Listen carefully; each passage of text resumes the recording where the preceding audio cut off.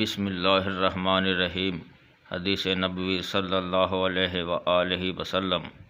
میرے پاس کتاب اللہ اور نبی کریم صلی اللہ علیہ وآلہ وسلم کے اس صحیفے کے سوا جو نبی کریم صلی اللہ علیہ وآلہ وسلم کے حوالے سے ہے اور کوئی چیز شرعی احکام سے متعلق لکھی ہوئی صورت میں نہیں ہے۔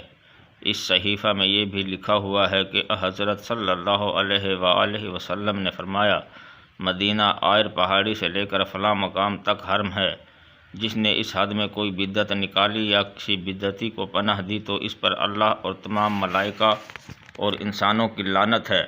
نہ اس کی کوئی فرض عبادت مقبول ہے نہ نفل۔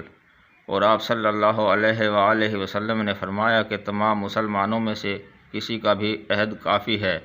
اس لیے اگر کسی مسلمان کی دی ہوئی امان میں دوسرے مسلمان نے بد عہدی کی تو اس پر اللہ اور تمام ملائکہ اور انسانوں کی لعنت ہے۔ نہ اس کی کوئی فرض عبادت مقبول ہے نہ نفل۔ اور جو کوئی اپنے مالک کو چھوڑ کر اس کی اجازت کے بغیر کسی دوسرے کو مالک بنائے اس پر اللہ اور تمام ملائکہ اور انسانوں کی لعنت ہے۔